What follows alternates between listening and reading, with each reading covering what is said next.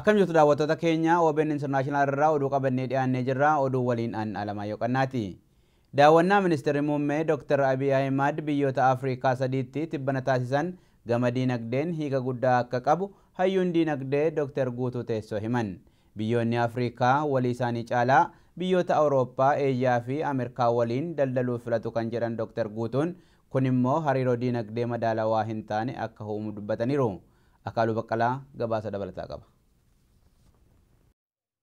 Ministeerri Muummee Dr. Abiy Ahmed biyyoota Afrikaa sadii jechuunis Giinii, Ikwaatooriyal Giinii fi Afrikaa kibbaa daawwataniiru. Turtii daawwannaa kanaanis walitti dhufeenya Itoophiyaan biyyoota kanneen waliin qabdu gara sadarkaa olaanaatti ceessuuf waliigalteewwan irratti waliin hojjechuun danda'amu mallatteessaniiru. Biyyoonni kanneen walitti hidhate siyaasaa cimaa qabaachuun dinagdeefis murteessaadha jedhan ogeessi dinagdee Dr. Guutuu Teessoon. Biyyoonni Afrikaa walitti daldaluurra biyyoota Awurooppaa, Eeshiyaa fi Ameerikaa waliin daldaluu filatu. Biyyoonni Afrikaa yoo walitti daldalan hariiroo dinagdee madaalawaa akka uumu siman. Ministeera Dr. Abiy Ahmed biyyoota Afrikaa daawwachaati kan isaan turanii daawwannaan kun egaani hiika baay'ee gurguddoo qabaachuudha kan inni danda'u isa jalqabaa irratti walitti hidheenya siyaasaa political relationship jennu kana political diplomacy biyyoonni kun qaban caalaa gara wayyaatti gara guddaatti fiduu keessatti shoora guddaa taphata. Kallattii birootiif baay'ee keessumatti biyya keenyaaf haala amma jirrutti barbaachisaa kan ta'e hidhata dinagdeeti. Hidhati dinagdee kun jechaan maalidha? Biyyoonni hin guddanne yookaan ganna guddina irra jiran akka biyya keenyaa kun si'a baay'ee kan isaan irraa bitaniif itti gurguran biyyoota akka Awurooppaa, biyyoota akka Ameerikaa fi Eeshiyaa gurguddoodha. Inni kun immoo biyyoota lamaan gidduutti unbalanced national trade relationship isa jennu hariiroo dinagdee addunyaa wal hin madaalle fidaa jira. Akka jechuudha nuti waan qaalawaa biyya isaaniitti binnaa ofii keenya immoo waan gatiin gadi bu'aan sababa erginuu fi baalaansiin daldala keenyaa wal hin madaalu. Kanaaf hirkattuu taatee biyya kee godhaa tureera saayinsiin addunyaas dinagdees kan inni jedhu biyyoota akkasitti fufanii hirkattummaadhaan. Egaan waan akkanaa kana fooyyessuuf biyyoota dinagdee walgitanii wajjin walirraa bituu walitti gurguruu investmentis biyya waleessatti hojjechuun shoora guddaa taphata. Ministeerri Muummee Dr. Abiy buufata Otonoom Konaakrii daawwachuunis muuxannoo gama geejjibaan jiru qooddachuuf gahee olaanaa gumaacha jedhan. Biyyi keenya amma kan isheen keessa jirtu keessaa yookaan akka rakkootiif akka chaalenjiitti kan fudhannee ilaallu loojistikiidha.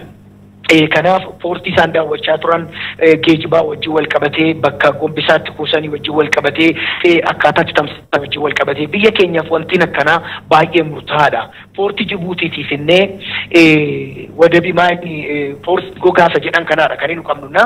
Isa biyyoota akka sanarraa muuxannoo gurguddoo baay'ee fudhachuun nu barbaachisaa jechuudha. Kanaaf kallattii sanaanis dinagdeen keenya akka sululaa'aa ta'uuf muuxannoo kallattii loojistikiin illee irraa argachuu dandeenya. Biyyoota indastiriin guddachaa jiran BRICS keessaa tokko kan taate Afrikaa kibbaa waliinis walitti dhufeenya daldalaa cimaa uumuun dureeyyoota ishee hawwachuun akka barbaachisu himan. Biyyoota nutti dhiyoo jiraniif hidhata jabaa qabnu yoofin akkaataa salphaadhaan abbootii qabeenya isaanii gara biyya keenyaatti hawwannee investmentiidhaaf hidhata guddaa kan fidu hojjechuu dandeenya jechaadha.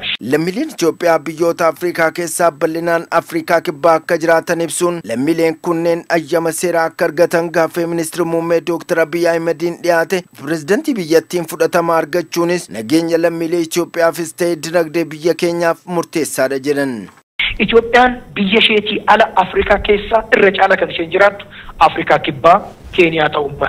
Kanaaf namoonni achi jiran kun mirgi isaanii eegamee daldala isaanii sirriitti daldalatanii hojii irraa eegamu hojjetanii seera qabeessummaa qabaatanii dhiibbaan seeraaf dhiibbaa alummaa akka yeroo darbee irratti raawwannee fi imaalli muummee ministeeraa kun shoora guddaa taphataa jira. Chaayinaan qoqqobbii Zimbaabuwee irra kaa'ame akka ka'uu qabu gaafatte. Ministeerri dhimma alaa Chaayinaa kana kan dubbatan wayita Zimbaabuwee daawwachaa jiranitti. Gabaasi guutuun akkaataatti dhiyaata.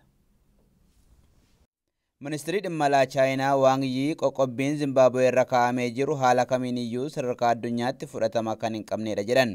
Ministeerichi gaazexaa Bloomberg waliin turtii taasisaniin akka jedhanitti qoqqobbiin biyyoonnii fi dhaabbileen tokko tokko Zimbaabuwee irra kaa'an fudhatama kan hin qabnee fi mirga misoomuu fi guddina biyyattii kan faallessuudha. Gama biraatiin Yuunaayitid Isteetii fi biyyoonni Awurooppaa Zimbaabuwee keessatti qabiinsi mirga namaa, dimokiraasii fi bilisummaan miidiyaa dhiibbaa mootummaa jala jira jechuun qoqqobbii ka'aniiru. Qoqqobbiin kunis namoota dhuunfaa fi dhaabbilee irratti kan xiyyeeffatedha.